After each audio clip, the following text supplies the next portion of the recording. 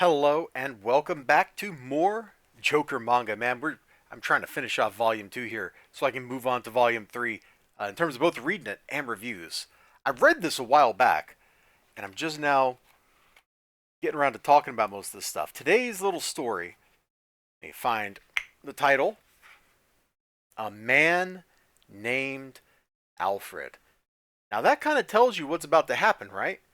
All this time we've been focusing on the Joker, and we've been focusing on Baby Bruce, and we've had a couple of guest stars show up, like the Joker's minion, Harley, people, out in the world that he's interacting with.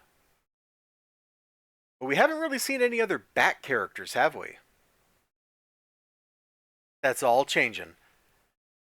I want to go to this page because I think this two-page spread kind of really shows off Alfred's despair. Unlike Alfred in the Christopher Nolan movies, who was apparently living it up while Bruce was out, or at least he acted tough. He told Bruce he was, and he probably was a little bit. Unlike that Alfred, this one here, a year or so in, after having lost Bruce Wayne, he's in despair. He goes to the Batcave and he mopes. He goes to the costume. He puts it on, trying to figure out, like if I put it on, maybe I can think like him. Maybe I'll get like some insight into Bruce Wayne's mind, so I can understand where he went to, why he's not here, why he's not fighting crime in Gotham. Where did Bruce Wayne go? Alfred doesn't know. Gasa Goso. I don't know what that means, but I guess that's Russell Russell. In which case, thumbs up. What a face he's making. What a face. Now the next piece of this, and I'm looking for just the right page to show you, so my apologies. You know what? This spread right here. The next piece that's important. The next piece that matters. Bruce Wayne, little baby Bruce, throws a tantrum. Now this is the first time we've really seen him throw a tantrum. Some of the earlier stuff, he cried a lot, typical baby stuff. But here he is. They're like in a toy store or whatever. We'll buy you a toy next time. It's not working. Especially bratty like this lately. Once he starts thinking about toys, he refuses to budge. But that makes sense. Batman always loved his gadgets. See, Joker, he's like psychoanalyzing this poor little baby as if the baby was an adult. Like, is this actually true? Or does the baby just want a toy? Because that's how kids are. They're just like, oh man, I want a toy. When I was a little kid, I'm pretty sure I was like insufferable about wanting toys. Isn't every kid kind of like that? I don't know. Maybe not all, but I sure was.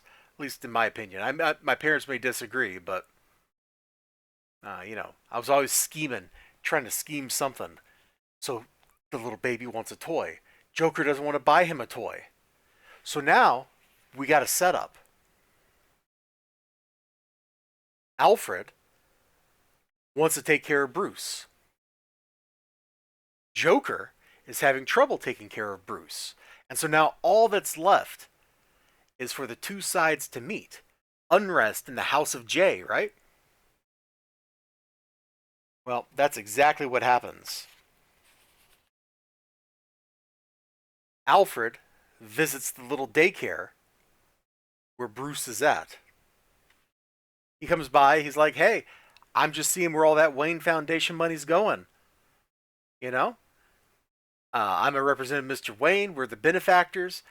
I just want to see how the kids are doing, how everything is.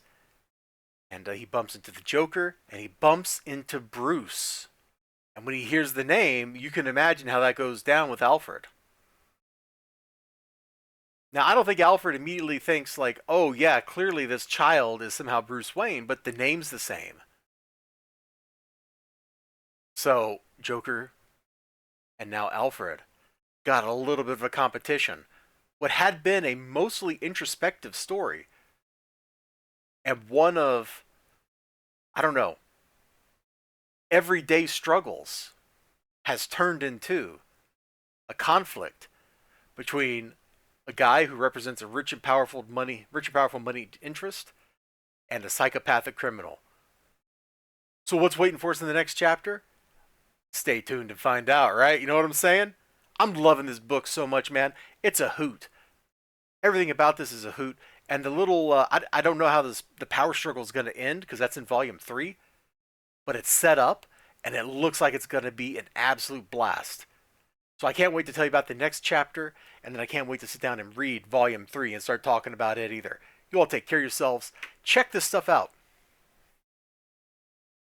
The story in this manga understands Batman characters and Batman, it understands Batman and the Joker